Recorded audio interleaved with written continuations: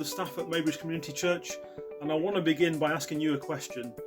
How are you doing right now? How are you doing? Are you okay? You see, I've spoken to various people in the last few weeks, and I think a lot of people are just finding things to be really hard at the moment. We've been in lockdown for months. We're fed up. Many of us haven't really seen much of anybody. We can't go on holiday. We can't see people that we love. And worst of all, some of us even have terrible haircuts. On top of that, it looks like we're about to hit a pretty bad recession. I reckon it's going to be a financial struggle for many people for a while. On top of that, in the last few weeks, we've seen everything that's happened on the back of the death of George Floyd. And while some of the response to that has been very positive, it's another reminder of where humanity is, how deep-rooted our biases and our selfishness are, and that's very depressing.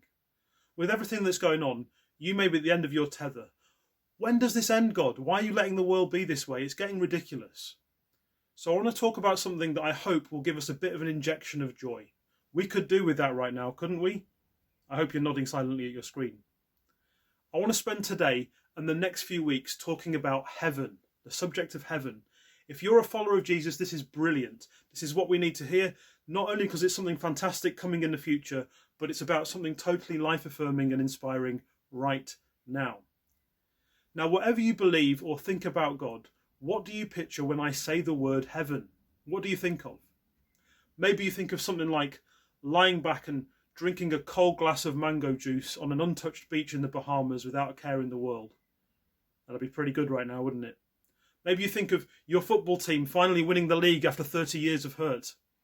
Maybe you think of just really rich times hanging out with some of your favourite people. Maybe it's really serious. You think of heaven as being reunited with a loved one that you miss, or being free from a pain that has been with you for much of your life.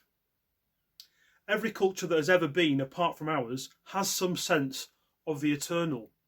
Australian Aborigines thought heaven was a land beyond the horizon. Ancient Mexicans thought people went to live on the sun or the moon after death. The Egyptians put maps next to embalmed bodies as a guide to the future world. In Buddhist thinking, heaven is a temporary place that you go between lives if you behave yourself.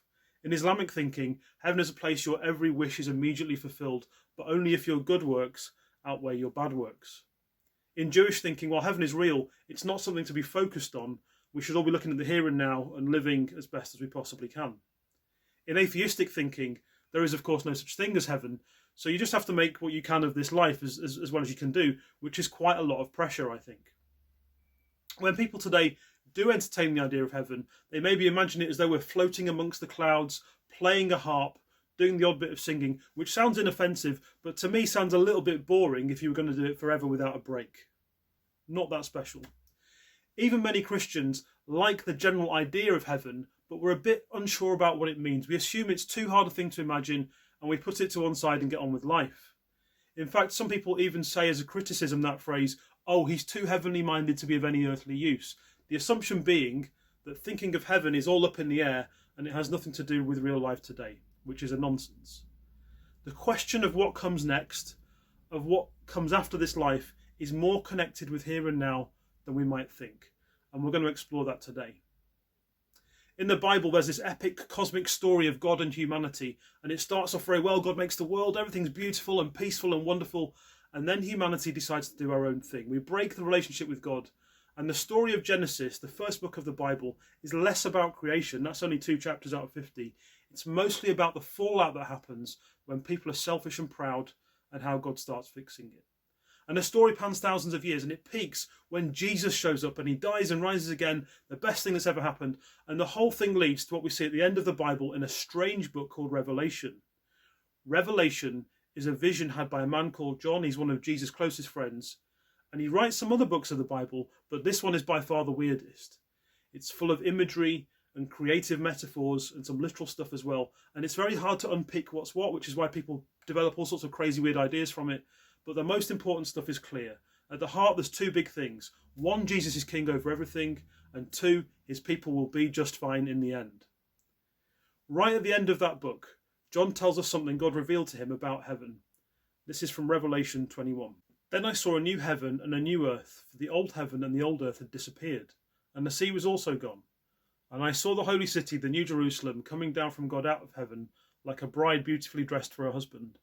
I heard a loud shout from the throne saying, "Look, God's home is now among his people. He will live with them, and they will be his people. God himself will be with them. He will wipe every tear from their eyes, and there'll be no more death or sorrow or crying or pain. All these things are gone forever." So here are 4 things from this little passage that are reasons to have joy right here and now, because we could do with a little bit of that, right? First thing, verse 1, there's this line about a new heaven and a new earth. What does that even mean? Many people think it's like this: you live your life, you die and you go to heaven, and everything about this world becomes a distant memory. And one reason that we think this is that our imaginations about heaven have been shaped by novels and TV and so on. Alongside that, more seriously, some people think this world will be destroyed and out of the picture, and that's because they look at another book of the Bible called 2 Peter, and it says this: "God made the heavens long ago by the word of his command, and he brought the earth out from the water and surrounded it with water. Then he used the water to destroy the ancient world with a mighty flood, and by the same word the present heavens and earth have been stored up for fire." And this makes it sound like God will burn up the world, and it'll all be over. The thing is, Peter refers back to the flood that happened thousands of years before his day and mentions God destroying the world. But did God literally destroy the world with a flood? Well, of course not, it's still here.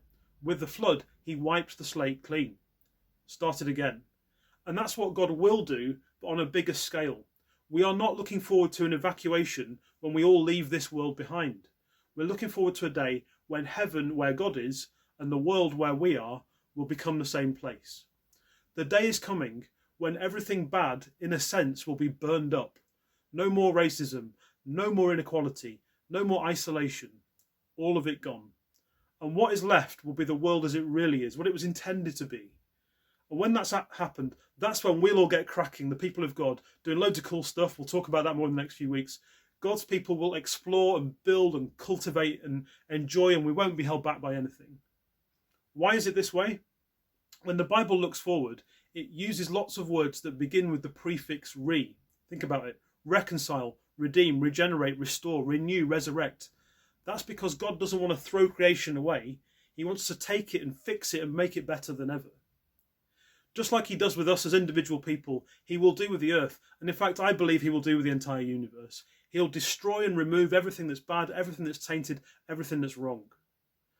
And what actually happens is that those who are part of God's people, when they die, they either stay in some sort of sleep or they go to be consciously with Jesus in the present heaven. It's hard to say which clearly from the Bible, but for today it doesn't really matter too much.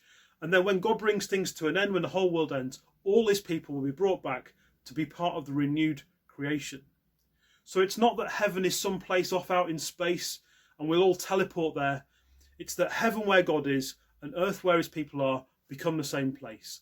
The day is coming. It'll be wonderful. The author and speaker John Piper puts it like this: what happens to our bodies and what happens to creation go together. And what happens to our bodies is not annihilation but redemption. Our bodies will be redeemed, restored, made new, not thrown away. And so it is with the heavens and the earth. The theologian Albert Walter sums it up nicely too. He says, God hangs on to his fallen original creation and salvages it. He refuses to abandon the work of his hands. In fact, he sacrifices his own son to save his original project, and the whole creation is given another chance in Jesus Christ. The original good creation is to be restored. This is brilliant news. Everything good about this world will be restored and we'll enjoy it forever. There'll be no pandemics, no lockdown on the new heavens and earth. We will roam around freely, enjoying sunsets and mountains and art and food and the company of other people forever. We will enjoy creation as it's supposed to be. And just on that, I should also mention, the passage says there'll be no more sea. Sounds weird. It's helpful to know, in ancient Jewish thinking, the sea was symbolic of evil and separation. And most experts reckon this isn't saying there will literally be no sea, no oceans, but there'll be no separation. Sea's a good thing, it's fun. The bad things it represents, the separation between people of different nations and cultures and whatever else separates us, will be gone.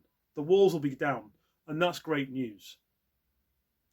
Second thing, John says, I saw the holy city, the new Jerusalem, coming down from God out of heaven, like a bride beautifully dressed for her husband. And this sounds a bit like something from a weird sci-fi fantasy movie. What's going on? For first century Jews, as John was, Jerusalem was the capital city, the centre of government and culture and identity and authority, and it was associated with the presence of God. It was the place to be. These days, Jerusalem does not always have a great reputation. I've been there a number of times, and it's a really interesting place, but it's also a place of tension and aggression, particularly between Muslims and Jews. And as long as Jerusalem has been around, which is thousands of years, it's been really contentious and a centre of loads of politics and war, which is ironic because the name Jerusalem means city of peace, which it isn't. One day, when heaven becomes one with earth, it won't be like that anymore. It will really be a city of peace. The theologian Anthony Hoekema explains what this means. He says, the New Jerusalem is not a heaven far off in space, but it comes down to the renewed earth. Heaven and earth, now separated, will become merged. The new earth will also be heaven, since God will dwell there with his people. Later in this chapter of Revelation, it describes what the city will be like. It's vast. If you do the maths, it's 15,000 times the size of London. It has vast walls which symbolise security, and enormous gates which symbolise the access to God that we will have. And again, is that imagery to make a point? Hard to say. God could make this a physical reality if he likes, but who knows? The point is, it's the city that every city aspires to be, but cannot quite reach. It's a place of safety and security, as well as creativity and culture. A lot of people don't like cities. I know many people move down to our church to get away from a city. And if that's you, you might be thinking, well, this doesn't sound really great. I'm not into cities. But this city will have all the good things about a city and none of the downsides. The city at the heart of heaven and earth will be filled with great beauty and nature, and it will have no pollution or crime or homelessness. It will also feel like home in a way that you and I have longed for a sense of home throughout our lives. I've moved around a lot in life. I've never lived anywhere more than 7 years, so I've never really felt totally 100% at home anywhere. But even if you've lived in the same place your whole life and you love it, guess what? It can be even better. The day is coming. You will not be disappointed. C.S. Lewis's Narnia stories explore this really well.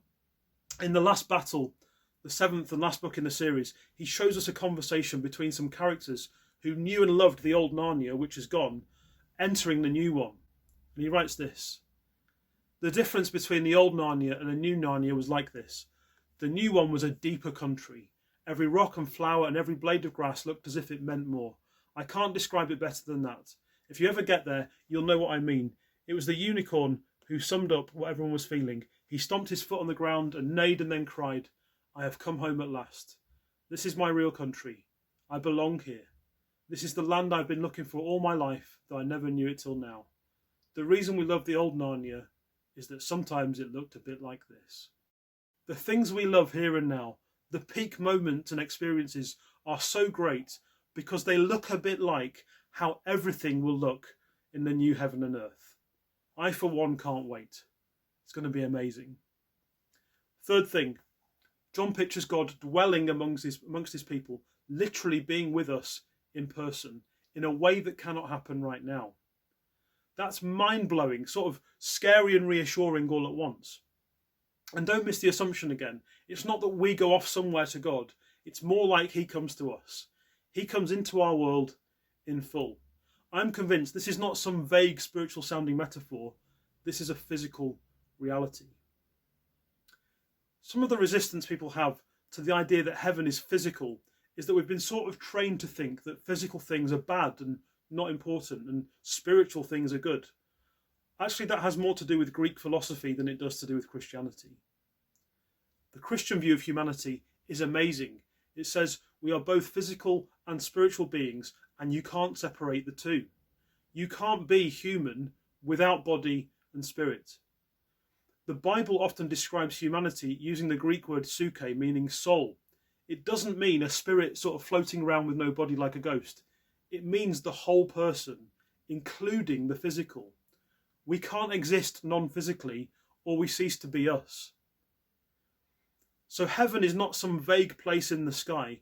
It's something far more physical and tangible. To be honest, when Belinda Carlisle sang, "Ooh, heaven is a place on earth," that wasn't terrible theology, at least in the chorus. Now, we've already said this book, Revelation, is quite odd and it's full of interesting metaphors, but heaven is described all over the Bible as having people, clothes, animals, walls, buildings, food, rivers, gardens, sounds, stones. And some of the places where these things are mentioned could be interpreted as metaphors, ways of explaining things that we can sort of grasp a bit more. But I don't think you can do that with all of them. More than that, John, the bloke who wrote Revelation, also wrote John's Gospel. He was a close friend and eyewitness of Jesus, and in that book, he tells us what Jesus promised about the future the night before he was killed. And Jesus said this: "Don't let your hearts be troubled. Trust in God and trust also in me. There is more than enough room in my Father's home. If this were not so, would I have told you that I'm going to prepare a place for you? When everything is ready, I'll come and get you, so that you will always be with me where I am." When Jesus talks about the afterlife, which he does here, he uses very physical terms, but he also wants to reassure us. Whoever you are, there is room for you. I'll get you. You can live in my Father's house. I'm sure John remembered that years later when he wrote in Revelation, God will be among his people.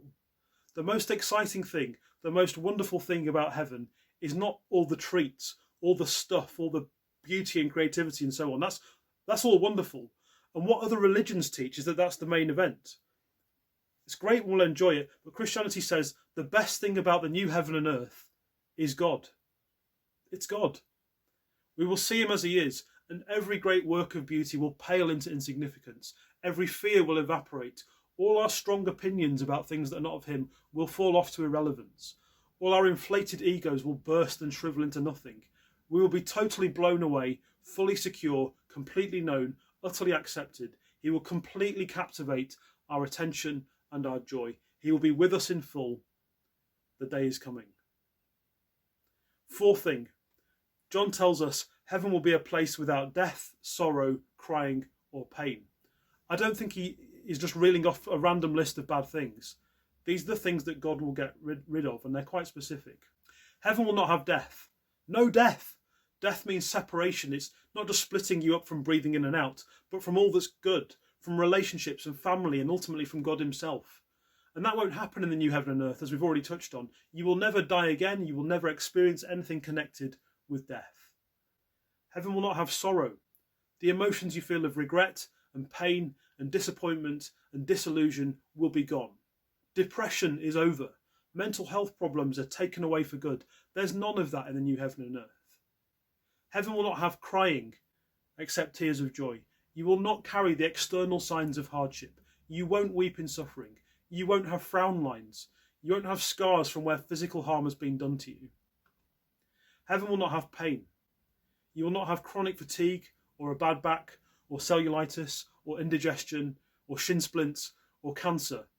All gone in the new heaven and earth. You will have all the opposites of these things. Life and joy and tears of happiness and sweet restful comfort.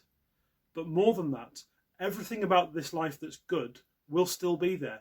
God is taking away death and sorrow and crying and pain and the things that cause them. But everything else is brilliant. It's stuff that he made. He will keep it, he will expand it, he will grow it. Who wouldn't want to be in a place like this? So what are we saying today on the back of these 4 verses? I think something like this. Just like you and I will be a new creation, more on that in the next few weeks, the universe will also be a new creation. Heaven where God is and earth where we are will become the same place. There is no better future that we could even dream up for ourselves if we tried. So don't think of heaven as a place which is boring or static or alien. Heaven will somehow be familiar, yet fun, yet fascinating. As we talk about heaven as a church over the next few weeks, I want to invite you to use your imagination with me. Don't write off heaven as something for later, something that's just down the line. Think about it. It's in the Bible for a reason. Think about it. Revel in it. Let it seep into now, because the day is coming. And as we do that, I think a number of things should happen to us, but here are 3. Firstly, we will find that our circumstances get put into perspective. Life is hard right now for a number of us. As we've said, there's a coronavirus, there's a recession probably on the way. Some of us can't see loved ones. We're in bad work situations. Some of us maybe aren't in good relationship with some people. Some of us have some very difficult health problems. But if you're with Jesus, you have eternity with none of these things to look forward to. And that changes everything, doesn't it? It's not that these things don't matter, they do, but they feel different when you think about what's coming. For me personally, this sort of eternal perspective, you could call it, is really significant. When I'm having a hard day, I think, yeah, but it won't always be like this. When I make decisions that mean I'm worse off in this world, like it costs me something, I think, yeah, but this is temporary. When there's a new awful thing in the news, which seems to happen virtually every day, I can think, yeah, but heaven is coming. If you don't have that perspective as a Christian, I think it all just gets to be too much. It's too depressing. It's too dark in this world. Secondly, we'll be bowled over with joy and gratitude. When we look around the world around us, as we've said, there's a fair few things to be miserable about. When I look at social media at the moment, which I'm thinking I need to do a bit less, I see a lot of angry politics. I see a lot of complaining, a lot of dissatisfaction with the way that the world is run. And again, it's just a bit depressing. I see what some Christians, including people from our church, put online, and I think, yeah, I know why you're upset at the moment. I get that. But here's a suggestion. Spend some time dwelling on heaven in the next few weeks. Think about what you're going to get that you've done nothing to earn, nothing to deserve. You will find that joy wells up. You will want to thank God. It will spill over into how you see the temporary battles of this life, and you'll come from a place of positivity, and you'll be a force for change in the best way. Thinking about heaven is not just about something in the future. It shapes how we see today. It shapes how we engage with the world today. And thirdly, we will become more, not less, invested in taking care of the world and fighting for good when we dwell on heaven. If it's all about leaving this world and evacuating and going off to heaven somewhere else, then this world doesn't really matter very much. And some Christians think that, but I don't think the Bible teaches that. If the new heaven and earth are somehow about the redemption of this planet as well as us as people, we should steward the world really well in preparation for what it will be. We should look after it and appreciate it and do so optimistically. We should find that we both care for this world more and have hope that all the damage that we do to it will be undone. All is not lost. All is not hopeless. God will eventually put it right. The day is coming. So, the message about heaven is brilliant news for people who follow Jesus. It's wonderful news. Let's revel in it. Let's dwell on it. Let's think about it. Let's let it seep into how we see our day. And the reason we can do this, the reason we can look forward to all this, and let it shape how we live, is in Jesus. We get to go to the city of the New Jerusalem because he was put outside the old one and nailed to a cross. We get a place in the new earth because he came to our world already and dealt with the fact that we tried to kick him out of it, and we do every day. We won't experience the fullness of death and sorrow and tears and pain because he already did, all of it. We get to be resurrected for a renewed earth because he was already resurrected. He is the key. Now, you may have found all that I've said today to be a bit heavy, a bit serious, maybe even a bit complicated. I've tried to get through a lot. To get back to simplicity, that conversation I mentioned Jesus had in John 14 continues like this. And Jesus says, "And you know the way to where I am going." "No, we don't, Lord," Thomas said. "We have no idea where you're going, so how can we know the way?" Jesus told him, "I am the way, the truth, and the life. No one can come to the Father except through me. If you had really known me, you would know who my Father is. From now on, you do know him and have seen him." So Jesus is talking to this guy, Thomas, one of his little group of disciples. Thomas, like any normal person, is confused by quite a lot of what Jesus says. He doesn't get it. "Jesus, what are you on about with all this stuff?" He's just a normal, practical, down-to-earth sort of guy, Thomas.